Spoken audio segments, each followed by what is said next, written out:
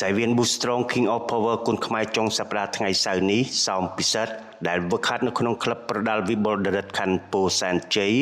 និងក្រោយបាត់មុខមួយរយៈពីសាយវៀនស្ថានីយ៍ទូរទស្សន៍ PNN ចុងសប្តាហ៍ថ្ងៃសៅរ៍នេះរូបគេនឹងបានឡើងមកបង្ហាញសមត្ថភាពសារជាថ្មីម្ដងទៀតក្នុងជំនួបមិត្តភាពអន្តរជាតិជាមួយនឹងកីឡាករ Alreza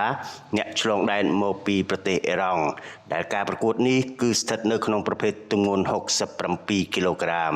ដល់ឡែកគូមិត្តភាពអន្តរជាតិមួយគូទៀតរវាងកីឡាករធុនសវណ្ណស្កាយមកពីក្លឹបប្រដាល់ធុនសុភាគុនខ្មែរប្រកួតក្នុងប្រភេទទម្ងន់60គីឡូក្រាមរូបគេនឹងត្រូវឡើងមកស្វាគមន៍កីឡាករកុងយូអានអ្នកឆ្លងដែនមកពីប្រទេសចិនចំពោះគូមិត្តភាព3គូផ្សេងទៀតកីឡាករម៉ៅកើងមកពីក្លឹបប្រដាល់គុនចម្រុះ CN9 ប៉ះគ្នាជាមួយនឹងកីឡាករអេលីតចាប់ឆារ៉ា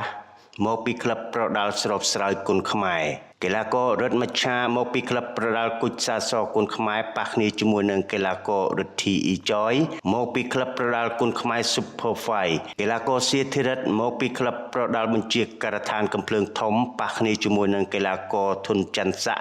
មកពីក្លឹបប្រដាល់ធុនសុភាគុនខ្មែរសូមបញ្ជាក់ថាកម្មវិធីប្រដាល់ Boostrong King of Power គុនខ្មែរមានការផ្សាយបន្តផ្ទាល់នៅលើកញ្ចក់ទូរទស្សន៍ PNN page Facebook PNN Sport page Boostrong ចាប់ពីវេលាម៉ោង 5:30 នាទីល្ងាចតទៅទស្សនិកជនក៏អាចចូលរួមទស្សនាដោយផ្ទាល់បានផងដែរ